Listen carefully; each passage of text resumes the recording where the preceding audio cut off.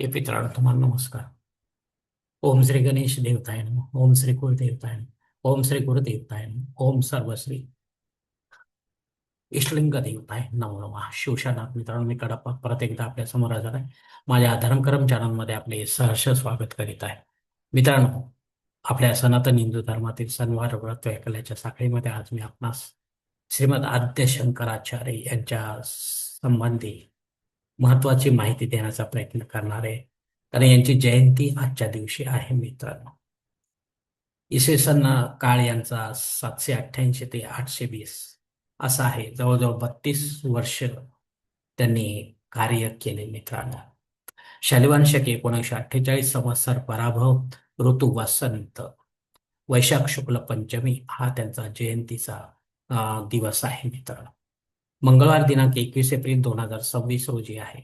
सनातन वैदिक हिंदू धर्म अल्पसंख्याकात जाण्याची वेळ आली असता भगवान शंकराने केरळ राज्यात पूर्णा नदीच्या काठी कलाडी गावी पुत्र प्राप्तीसाठी आपलीच घोर तपस्या करणाऱ्या एका ब्राह्मण दाम्पत्याच्या पोटी दिलेल्या वचनानुसार अल्पायू काळासाठी जन्म घेतला मित्रांनो.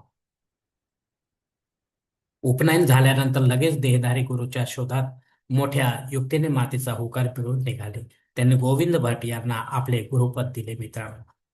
हा देखील एक देहधारी गुरुचा दाखला आहे मित्रांनो. त्याशिवाय आपल्याला पुढे जाता येत नाही. आपल्या तरुण अवस्थेत भारत भ्रमण करून वैदिक हिंदू धर्माची पुनर्स्थापना त्यांनी केली. भारताच्या प्रमुख 4 देशात मठ स्थापना करून काशी व कांची येथेही मठ स्थापन केले.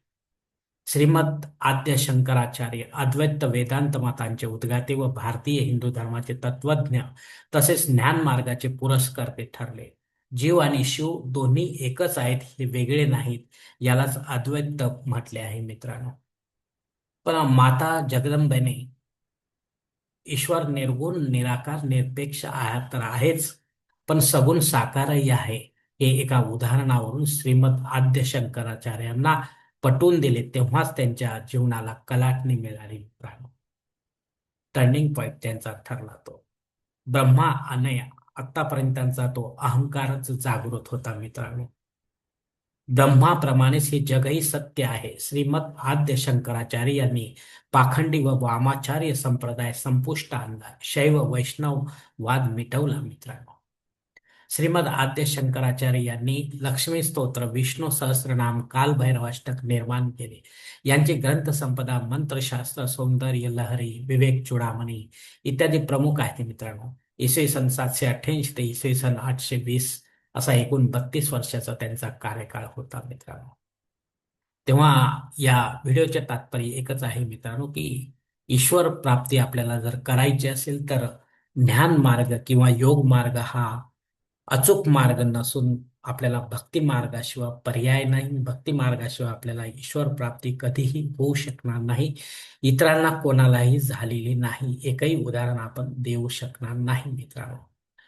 धन्यवाद मित्रांनो. आजचा हा श्रीमद आद्य शंकराचार्य यांच्या जयंती निमित्ताचा व्हिडिओ आहे, तो मी याच ठिकाणी संपवत आहे. आपण जर माझ्या मताशी संमत असाल तर कृपया माझे धर्मकरम चॅनल सबस्क्राईब करा, लाईक करा, आपले कुटुंब व मित्रपरिवारासह शेअर करा. तसेच कॉमेंट्स बॉक्समध्ये आपले मत अवश्य नोंदवा आणि माझा पुढील व्हिडिओ आपल्यापर्यंत पोहोचण्यासाठी बेल बटन अवश्य दाबा. धन्यवाद मित्रांनो. पुढील भेटीपर्यंत आपण खुश राहा, आनंदी राहा, प्रसन्न राहा. हरिओम शिवशंभो महाराज.